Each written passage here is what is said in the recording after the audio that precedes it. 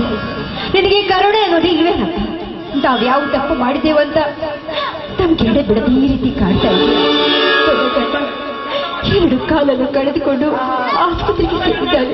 ದೇವರೇ, ನೀವೇ ಕಾಪಾಡಬೇಕು. ದೇವರೇ, ನೀವೇ ನನ್ನನ್ನು ಕಾಪಾಡಬೇಕು.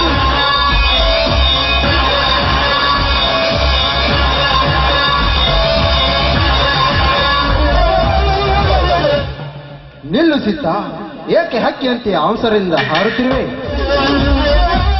ಯಾರವರು? ನಾನು ನಿನ್ನ ಚಿಕ್ಕಪ್ಪನ ಆತ್ಮ ಸ್ನೇಹಿತ ವಕೀಲ್, ಅರ್ಥಾತ್ ನಿಮ್ಮನ್ನು ರಕ್ಷಣೆ ಮಾಡಲು ಬಂದ ಕಲಿಯುಗದ ಕೃಷ್ಣ. ಏನು ಮಾತಾಡ್ತಾ? ನೀನು ನಮ್ಮನ್ನ ರಕ್ಷಣೆ ಮಾಡಲು ಬಂದವನಲ್ಲ, ನಮಗೆ ಕೆಟ್ಟ ಕೆಲಸವನ್ನು ಮಾಡಲು ಬಂದ ನೀಚ ರಾಕ್ಷಸ ನೀನು. ಸುಮ್ಮನೆ ಇಲ್ಲಿಂದ ಹೊರಟು ಹೋಗೋ. ಮಾರುತಿ ತನ್ನ ಬಂಧು ಸುಗ್ರೀವನನ್ನೇ ಕಾಪಾಡಕ್ಕಾಗದೆ ವಾಲಿಯ ಕೈಗೆ ಸಿಲುಕಿಸಿ ಮೂಕನಾಗಿ ಹೋದಲ್ಲ, ರಾಮನಿಂದ ಶಿರಛೇದನ ಮಾಡಿಸಿದ ನಿನ್ನ ಮಾರುತಿ.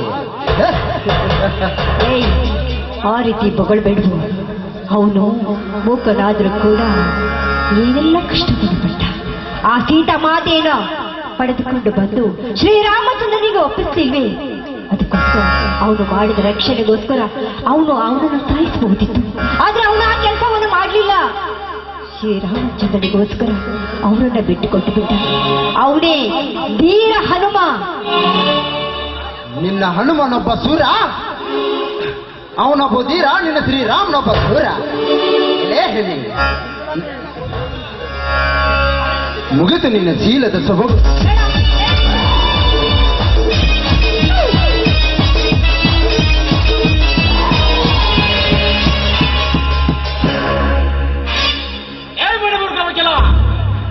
ಯಾರಿಲ್ಲದ ಸಮಯ ಸಾಧಿಸಿ ಈ ಪಾದು ಶಿರೋಮಣಿ ಮೇಲೆ ಏರಿ ಬಂದಿರುವ ಯಾವ ಮಗನೇ, ನಿನ್ನ ರಕ್ತ ಕುಡಿಯದೆ ನಾ ಬಿಡಲಾರೆ.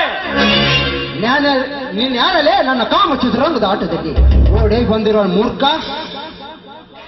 ನಿಮ್ಮತ್ತ ಸ್ವಾರ್ಥ ಶ್ರೀಮಂತರ ಚಿರ ಹರಿದು ಅವರ ರಕ್ತ ಬಂಡೆ ಗಡನೆ ಕುಡಿದು ನನ್ನ ಆತ್ಮಕ್ಕೆ ಶಾಂತಿ ಮಾಡಿಕೊಳ್ಳಲು ಬಂದಿರುವ ಹೆಣ್ಣು ಹುಲಿಗಳ ಗಂಡ ಇವನು.